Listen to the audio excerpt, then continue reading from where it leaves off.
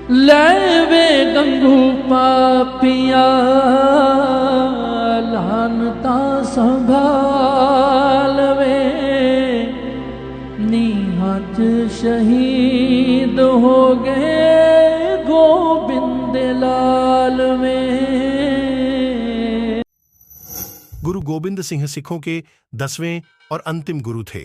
श्री गुरु तेग बहादुर जी के बलिदान के उपरांत आलाप एक महान योद्धा एवं आध्यात्मिक नेता थे।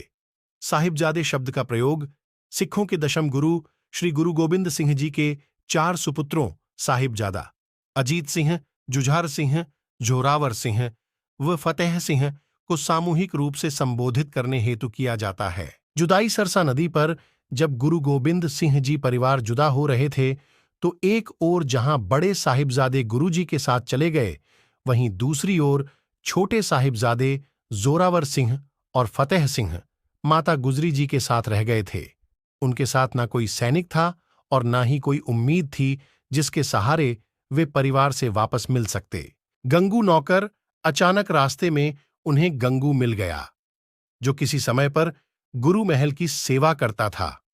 गंगू ने उन्हें यह आश्वासन दिलाया कि वह उन्हें उनके परिवार से मिलाएगा और तब तक के लिए वे लोग उसके घर में रुक जाएं। माता गुजरी जी और साहिबजादे गंगू के घर चले तो गए, लेकिन वे गंगू की असलियत से वाकिफ नहीं थे।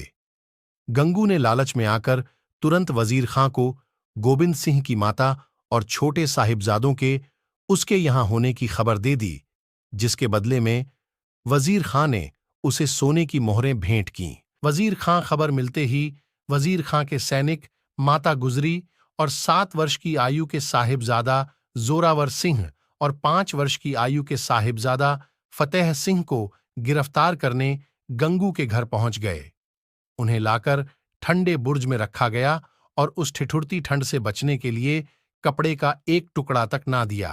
ठंडे बुर्ज में रखा रात भर ठंड में ठिठुरने के बाद सुबह होते ही दोनों साहिबजादों को वजीर खां के सामने पेश किया गया, जहां भरी सभा में उन्हें इस्लाम धर्म कबूल करने को कहा गया। कहते हैं, सभा में पहुंचते ही बिना किसी हिचकिचाहट के दोनों साहिबजादों ने जोर से जयकारा लगा, जो बोले सो निहाल सत श्री अकाल। वे ना डरे, दोनों ने सिर ऊंचा करके जवाब दिया कि हम अकाल पुरख और अपने गुरु पिता के अलावा किसी के भी सामने सिर नहीं झुकाते। ऐसा करके हम अपने दादा की कुर्बानी को बर्बाद नहीं होने देंगे। यदि हमने किसी के सामने सिर झुकाया तो हम अपने दादा को क्या जवाब देंगे, जिन्होंने धर्म के नाम पर सिर कलम करवाना सही समझा, लेकिन झुकना नहीं। अपने निर्णय पर रहे वजीर खां ने दोनों साहिबजादों को काफी डराया, धमकाया और प्यार से भी इस्लाम कबूल करने के लिए राजी करना चाहा, लेकिन दोनों अपने निर्णय पर अटल थे। शहादत का फैसला आखिर में दोनों साहिबजादों को जिंदा दीवारों में चुनवाने का ऐलान किया गया। कहते हैं, दोनों साहिबजादों को जब दीवार में चुनना आरंभ किया गया तब उन्होंने जपूजी साहिब का पाठ करना शुरू कर दिया और दीवार पूरी होने के बाद अंदर से जयकारा लगाने की आवाज भी आई। मुगलों का कहर ऐसा कहा जाता है कि वजीर खां के कहने पर दीवार को कुछ समय के बाद तोड़ा गया, यह देखने के लिए कि साहिबजादे अभी जिंदा हैं या नहीं। तब दोनों साहिबजादों के कुछ श्वास अभी बाकी थे, लेकिन मुगल मुलाजिमों का कहर अभी भी जिंदा था।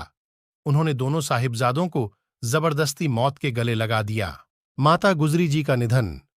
उधर दूसरी ओर साहिबजादों की शहीदी की खबर सुनकर माता गुजरी जी ने अकाल पुरख को इस गर्वमयी शहादत के लिए शुक्रिया किया और अपने प्राण त्याग दिए। इन पठानों ने गुरु जी पर धोखे से घातक वार किया, जिससे 7 अक्टूबर 1708 में गुरु जी गुरु गोबिंद सिंह जी नांदेड़ साहिब में दिव्य ज्योति में लीन हो गए।